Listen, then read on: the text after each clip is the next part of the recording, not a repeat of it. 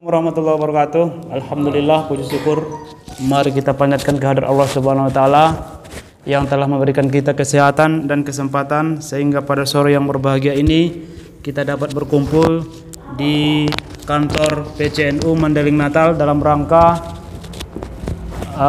silaturahmi dan sekaligus diskusi tentang hukum. Kemudian salawat dan salam tak lupa kita hadiahkan ke junjungan Nabi besar Muhammad SAW, yang mana syafaat beliau yang kita harapkan nantinya. Yang saya hormati Ketua Pimpinan Cabang Gerakan Pemuda Ansor, yang saya hormati Bapak Sekretaris PCNU Mandailing Natal, dan yang pada umumnya yang hadir di acara kita ini. Di hadapan kita telah hadir kuasa hukum PCNU Mandailing Natal Bapak Martu Hamonangan SH, yang mana tidak asing lagi di depan kita bahwa Bapak Martu Hamonangan ini pernah menjadi pengacara Pemda Kabupaten Mandailing Natal dan saat ini sudah menjadi pengacara atau kuasa hukum dari PCNU Mandailing Natal. Baik, tidak memperpanjang kalam lagi, Bapak Martu Hamonangan akan menjelaskan kepada kita bagaimana tentang masalah hukum, baik yang berkaitan tentang masalah pribadi, keluarga, maupun dengan proses hukum yang terjadi di masyarakat kita. Baik, kepada Bapak Hamonangan kami persilakan dengan waktu yang seluas-luasnya.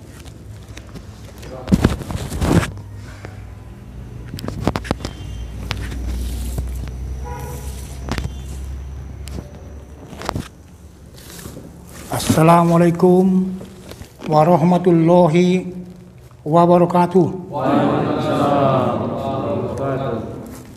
Pertama sekali, marilah kita memanjatkan puji dan syukur kehadirat Allah Subhanahu wa taala yang telah memberikan kepada kita kesempatan, kesehatan untuk kiranya dapat berkumpul di kantor kita PCNU Kabupaten Mandailing Natal yang mulia ini. Selanjutnya, salawat dan salam marilah kita haturkan kehadirat Allah, kehadirat Nabi Muhammad SAW yang nantinya kita harapkan syafaatnya di hari kemudian dengan lafaz Allahumma sholli ala sayyidina Muhammad wa ala ali sayyidina Muhammad.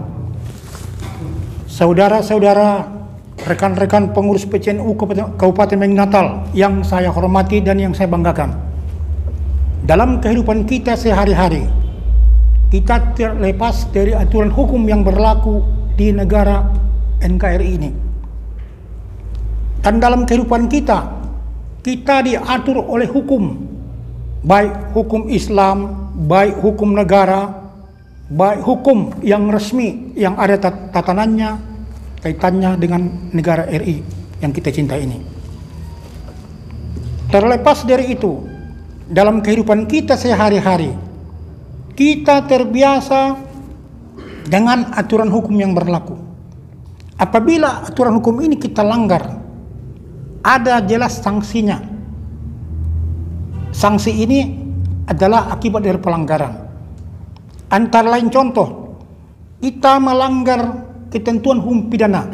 Contoh, kita melakukan pencurian, kita melakukan penganiayaan, kita melakukan pembunuhan, atau kita melakukan pidana yang lain-lain yang diatur dalam ketentuan hukum pidana, maka akibat tersebut kita bisa dikenakan sanksi hukum, yaitu berupa tindak tegas, bisa dipenjarakan kita. Karena apa? Karena perbuatan tersebut diatur dan diberikan sanksi oleh negara yang termuat dalam satu kitab undang-undang pidana, salah satu contoh. Selain itu, ada lagi hukum perdata. Hukum perdata ini adalah antara orang perorangan. Misalnya Anda melakukan perjanjian, Anda melakukan jual beli tanah, Anda melakukan hal-hal yang berkaitan dengan hukum-hukum dagang atau yang lain-lain.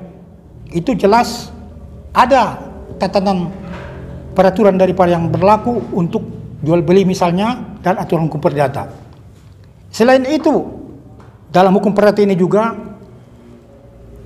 seperti contoh, Anda membeli satu kendaraan bermotor, Anda beli sepeda motor, Anda membeli mobil, yang lain-lain, itu Anda diikat oleh satu ikatan hukum namanya.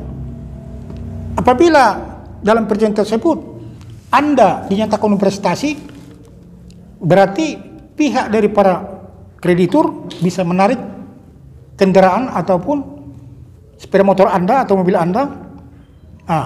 Tapi pada akhir-akhir ini ada satu ketentuan hukum yang berlaku, yang diberlakukan oleh MK. Hal-hal tersebut tidak bisa lagi saudara dirugikan secara sepihak. Jadi banyak lagi hukum-hukum di negara kita ini yang seharusnya kita ketahui dan sepatutnya kita mengerti supaya kita itu terlepas dari jerat hukum. Salah satu contoh masalah kredit macet yang lain-lain itu bukan satu ketakutan. Nanti coba perbincangan kepada kita akan berikan solusinya. Jadi termasuk lagi hal-hal yang lain. Misalnya contoh, istri saudara dilahirkan orang, istri saudara kawin lagi, itu saudara punya hak, baik secara pidana, baik secara perdata. Jadi tentu dalam kehidupan kita ini banyak pertanyaan yang muncul dalam benak kita. Tapi kadang mau kemana kita mengadu? Kita mengadu nanti ke kepolisian, belum tentu diterima. Kalau tidak fakta, kita nanti mengadu ke pihak lain, belum tentu ditanggapi.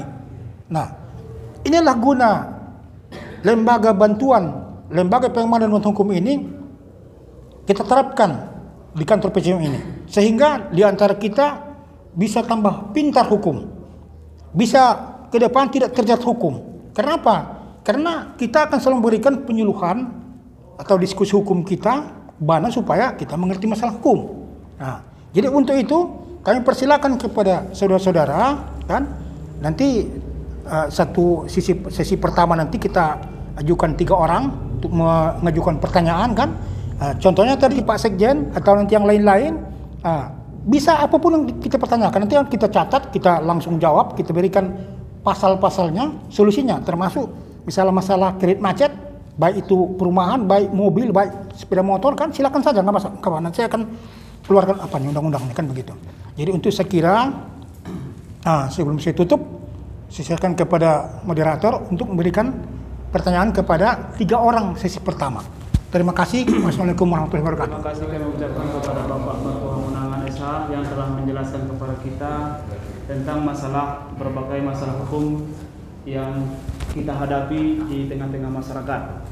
Baik kepada kawan-kawan semua, dalam acara ini kami minta kepada kawan-kawan untuk bertanya. Untuk sesi pertama kita buat 2 orang bertanya kepada kawan-kawan, kami persilakan. Ketua Ansor. Terima kasih. Tadi sempat disinggung oleh Ketua Lembaga Bantuan Hukum terkait dengan kredit macet ini. Ya.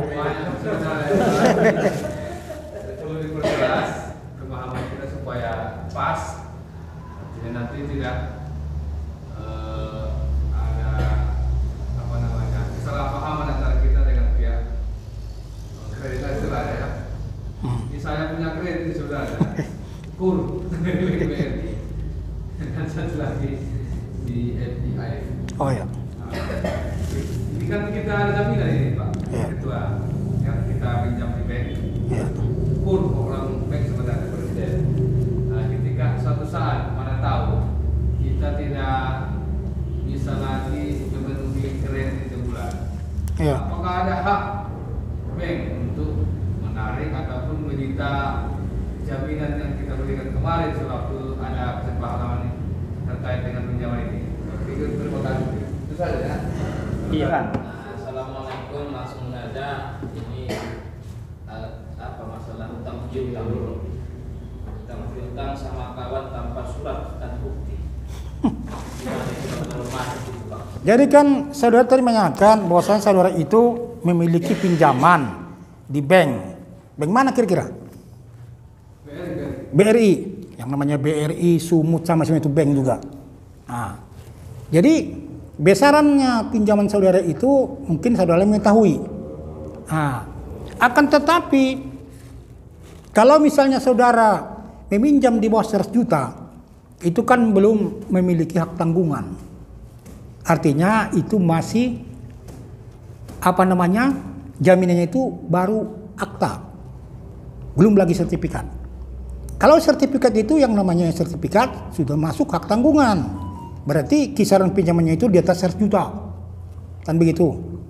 Nah, sekarang coba saya tanya, berapa pinjaman saudara? 25 juta. Apa itu? Kredit usaha rakyat, KUR. Nah, apa jaminannya? Sertifikat tanah. Sertifikat apa akta? Oke. Jadi kalau misalnya itu apakah itu sertifikat, apakah itu akta? Coba dulu pertanyakan itu apakah masuk dibuatkan hak tanggungannya. Nah, kebiasaannya itu tidak masuk hak tanggungan karena di bawah 100 juta. Itu akta pun saudara berikan itu sudah diterima. 99 juta ke bawah itu tidak perlu sertifikat, biar mengetahui saudara.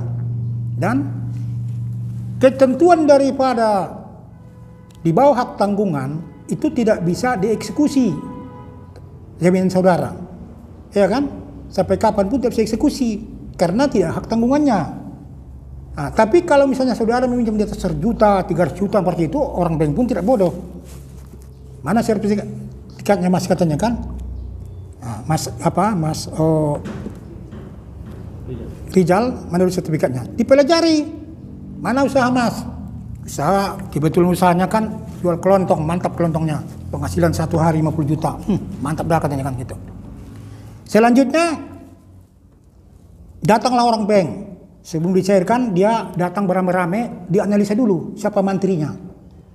Ini usaha bapak sekian.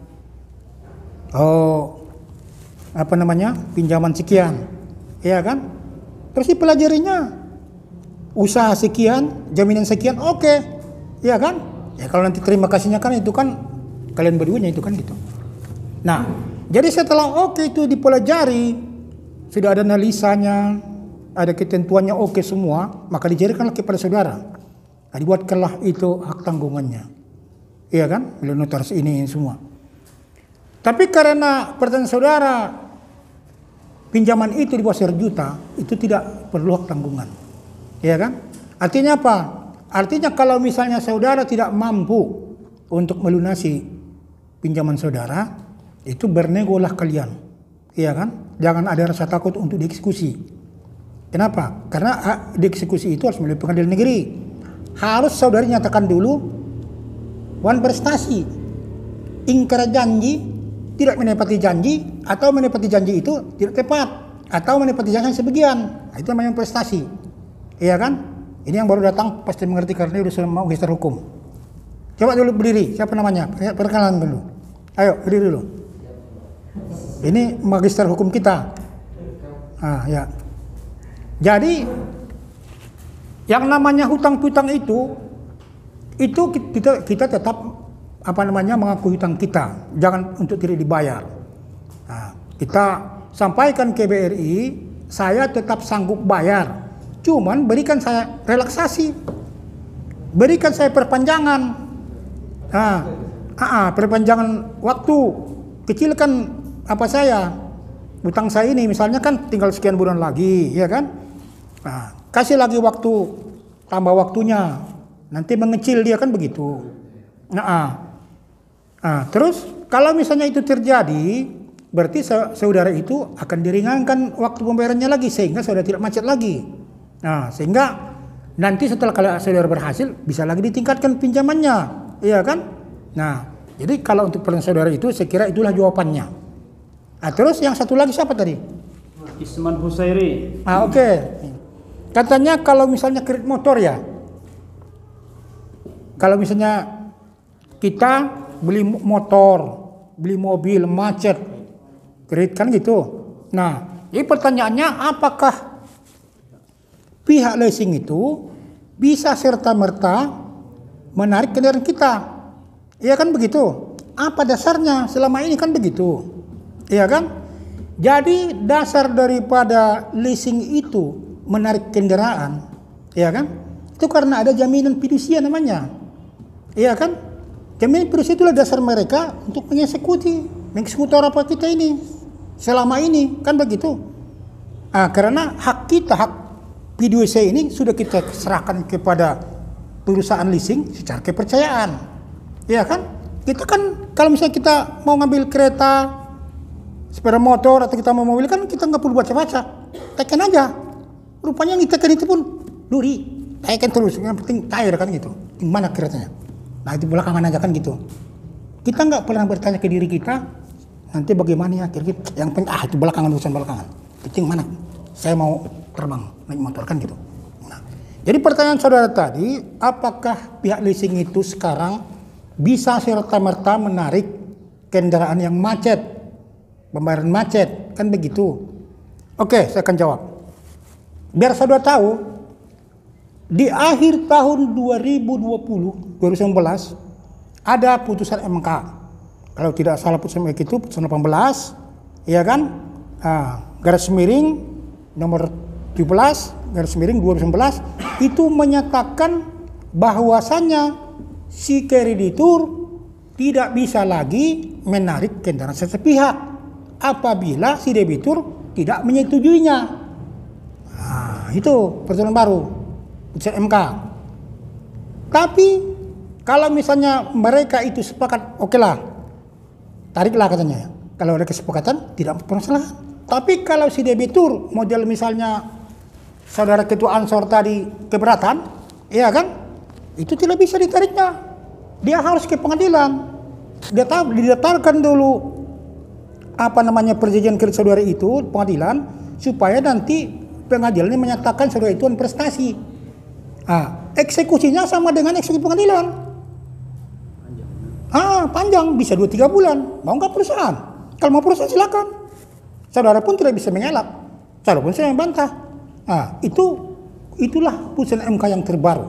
Itu menghancurkan daripada perusahaan leasing, iya kan? Tapi kalau secara saya pribadi itu ialah yang benar, karena di situ kelihatan berapa utang saudara, berapa tunggakan saudara, kan masih dipertanyakan kepada saudara, sanggup nggak saudara membayar itu? Kalau sanggup, ya tidak bisa eksekusi, karena ada perhitungannya. Kan selama ini kan via leasing itu ditariknya kendaraan itu nggak tahu lagi kemana-mana, tarik unitnya katanya, tarik unitnya, hitungan nggak tahu lagi saya kata. Bayar katanya, lunasi katanya itu. Tapi setelah adanya putusan MK itu tidak bisa lagi pihak leasing serta-merta menarik kendaraan. Dia harus mengajukan ke pengadilan. Eksekusinya sama. Pengadilan melakukan eksekusi ataupun lelang misalnya, contoh kan begitu. Dinyatakan dulu saudara itu prestasi. Nah itulah jawaban yang tadi. Terus terhadap siapa tadi? Itu lagi? Usman, Hussein. Tadi kan saudara menanyakan bagaimana kalau kita minjam uang kepada orang lain atau minjamkan uang kepada orang lain tidak ada surat-suratnya. Oke, saya jawab. Ada namanya ketentuan dalam perdata itu perjanjian. Pasalnya mungkin lebih tahu lah magister hukum ini kan. 13.12 perjanjiannya. Pasalnya. Jadi kalau saudara tidak menggunakan ketentuan perjanjian itu, saudara nanti mendapatkan kesulitan. Ya, dengan dasar apa saudara menyatakan utang saudara ada kepada saya? Iya kan?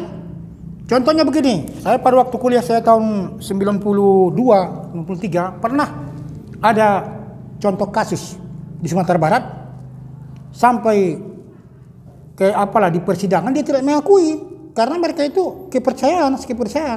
Contohnya lah saya dengan saudara. Saya berikan pinjaman kepada saudara 10 juta rupiah.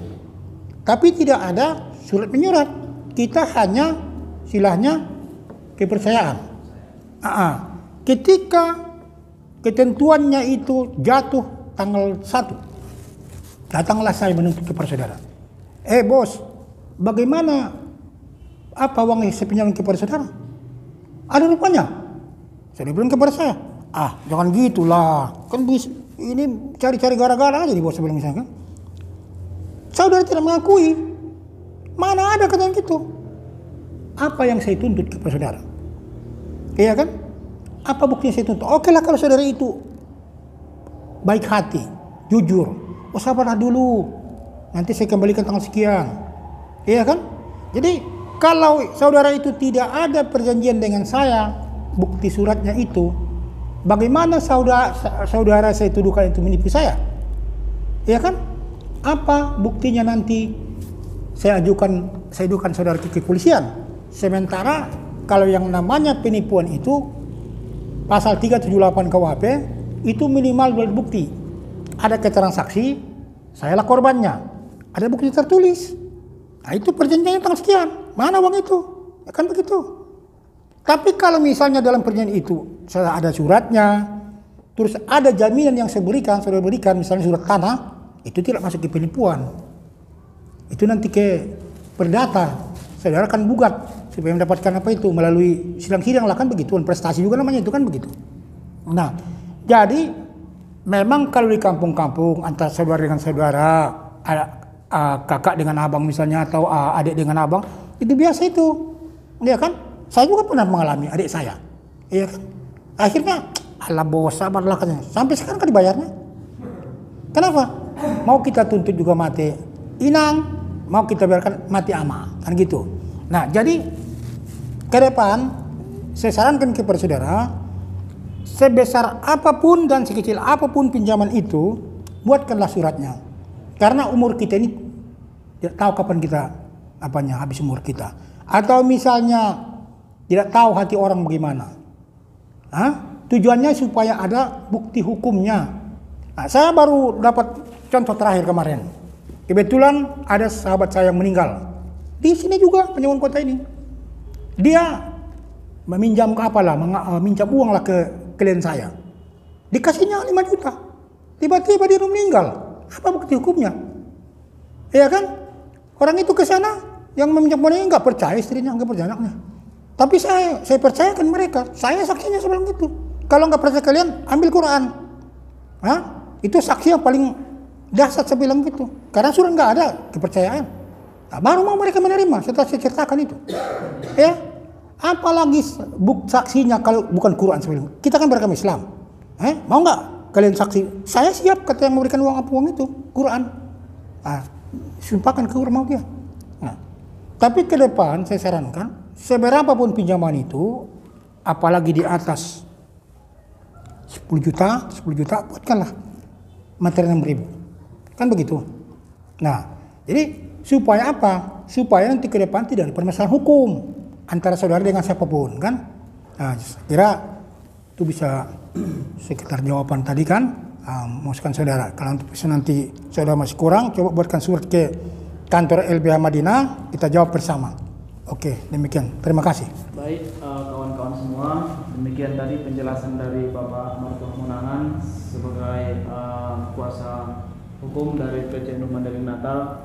Semoga apa yang disampaikan Bapak ini bermanfaat kepada kita, terutama dalam kehidupan kita sehari-hari, bermasalah dengan hukum, bermasalah dengan orang, bermasalah dengan di bidang sosial dan yang lain, kita sudah paham bagaimana menghadapinya. Baik, mengingat waktu kita Bapak, karena saya sangat sedikit. Ya, tetap. Baik, minggu depan. Untuk sesi kedua, untuk hari berikutnya kita akan ada pertemuan lagi. Jadi untuk saat ini mari kita tutup acara kita ini dengan bacaan Alhamdulillahirabbil alamin. Assalamualaikum warahmatullahi wabarakatuh. Waalaikumsalam warahmatullahi wabarakatuh.